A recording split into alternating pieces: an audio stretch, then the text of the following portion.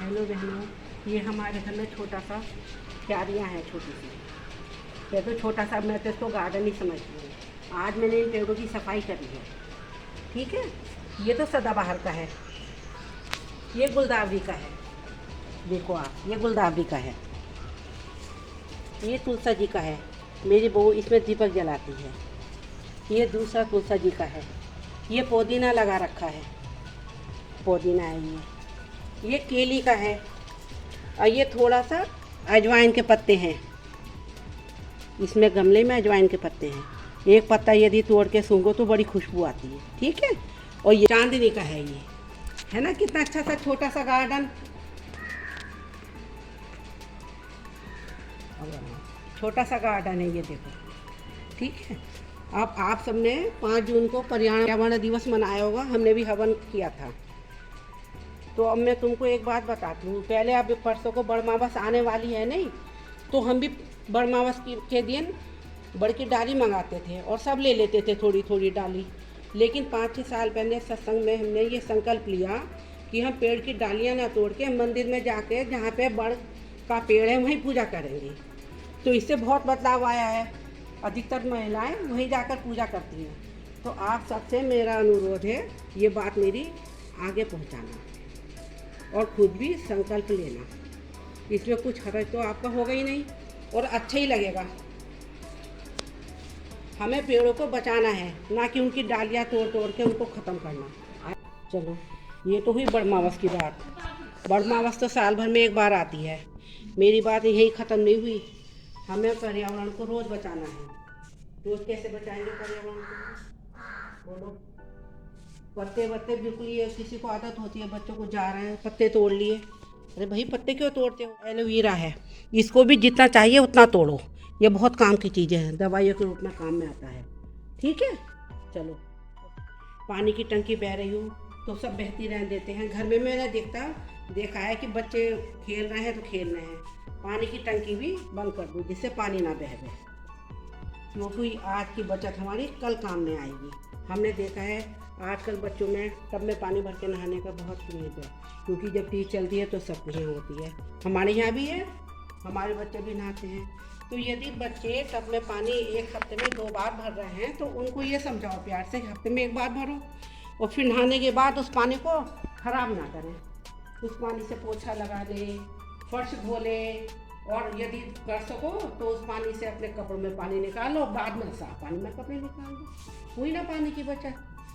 तो हम यदि चाहते हैं तो कर सकते हैं।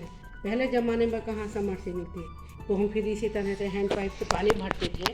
तो क्या हम इतना पानी बहाते थे जितना आप बहाते? सोचो समझो, हमें ये करना पड़ेगा। ये प्रयास सब करेंगे तभी कुछ मिलेगा। अब जैसे पहले लाइट की बात आती है, पहले लाइट कहाँ होती थी? इन्वर्टर नहीं होते थे। लाइट चली गई, बैठे गर्मी में एक ही पंखा चला के बैठे। पहले बहुत किफ़ायत से काम होता था। हमारे यहाँ तो हमारी दीदी के बच्चे आते थे तो वो कहते थे, मामी देखो, मम्मी देखो, मामी ने कैसे पंखा बंद कर दिया बाहर आए थे। लेकिन आज फिर भी उतना तो नहीं होता। चाहते तो हम कर सकते हैं। और लाइट को भी वैसे यूज़ करो जैसे कि इन्वर्टर की लाइट को तुम यूज़ करते हो, ऐसे ही लाइट में भी बैठो ना, बचत तुम्हारे ही काम आएगी।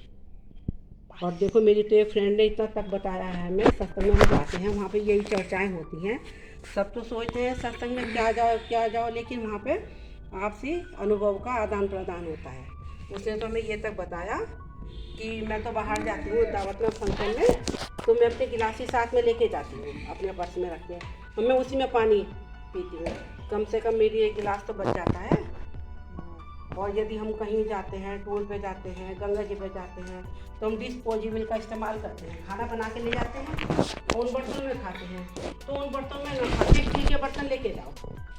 ठीक है, ये स्टील के बर्तन लेके जाओ और उन्हें पेपर में लपेट के अपने घर ला के साफ कर लो, है ना। तो कुछ अलग से नहीं करना, थोड़ी आदत बदलनी है बस, ये तो बदलना ही होगा। ठीक है, क्या होता है, कोल्ड ड्रिंक की बोतल दी, अब बच्चों ने सबने पी, अब बोतल नीचे डाल दी। बोतल भी नीचे मत डालो, अपने घर आके कबाड़ी को दे दो ना।